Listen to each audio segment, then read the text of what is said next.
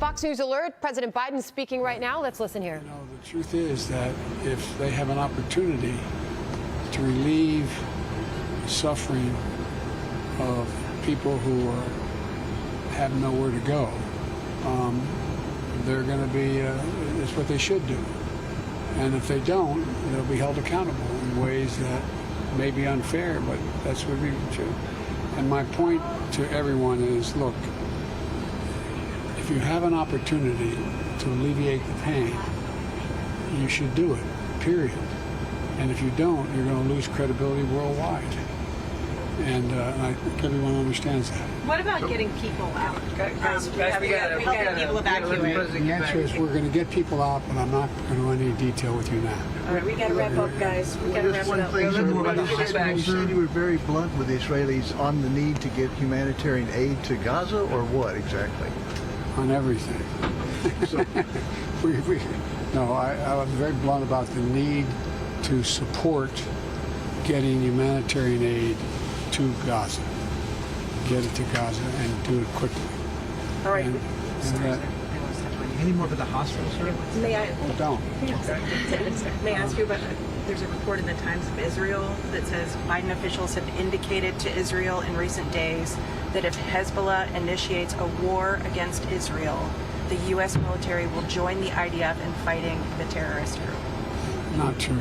Not true. That was never said. Do you think there's a lesser chance now that Israel won't go in and into Gaza, and that can be averted? We had a long talk about that and what alternatives there are. Our military is talking with their military about what the alternatives are, but I'm not going to go into that either. Did you find Bibi receptive to the humanitarian argument you made? And Yes.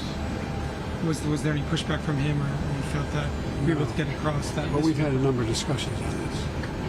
It's not new. Look, I don't know what you picked up in Israel, but I got no pushback. Virtually none. Let me say it again. I got no pushback. From the Israelis or from all the partners here? All the partners. Virtually none. And this is, look, it's, anyway, but I'm hopeful we can get some Americans out as well of Gaza, and hopefully we will continue to work toward getting other Americans out through other means as well. Can you talk about the impact of meeting the survivors and the first responders? I mean, that's all personal. Look, I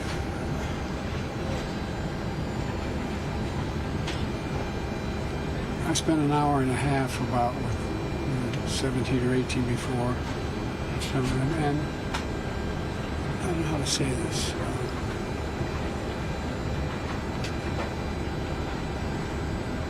Virtually every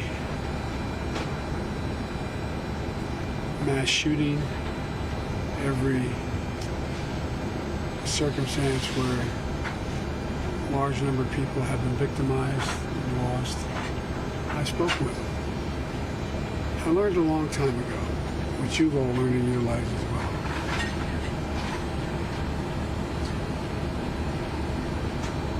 When someone's going through something that is beyond their comprehension, that they ever thought they'd have to go through, if they see someone who they think understands or maybe been through something not the same but similar, it gives them some sense of hope. And I always get criticized sometimes by my staff because when I go to these events, I stay for 3 and 4 hours and answer all their questions. But it matters. It matters a lot. And look, I'm talking, some of you have gone through a hell of a lot more than I've gone through, and a lot more than other people have gone through. And you understand. So it's just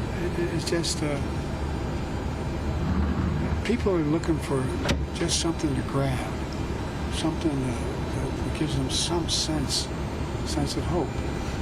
And that's, if I can do a little bit of that, then it's, it's worth doing. It was done for me, so.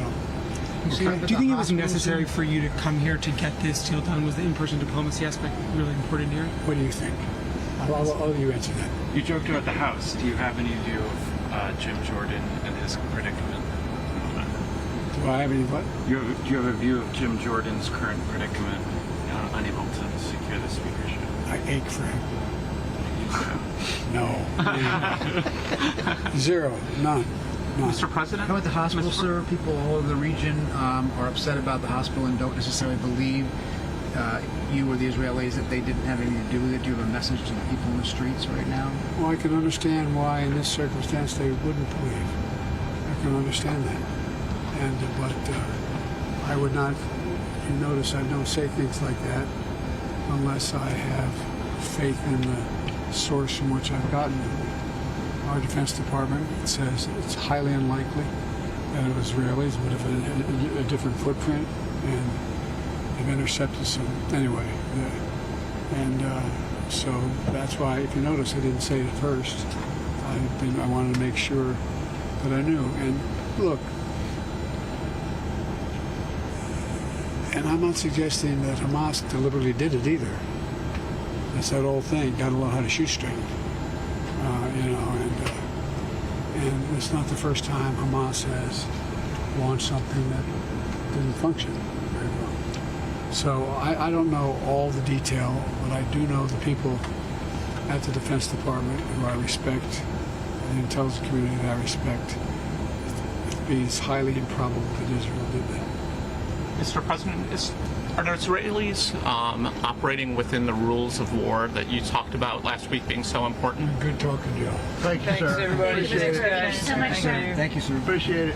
Hey, Sean Hannity here. Hey, click here to subscribe to Fox News YouTube page and catch our hottest interviews and most compelling analysis. You will not get it anywhere else.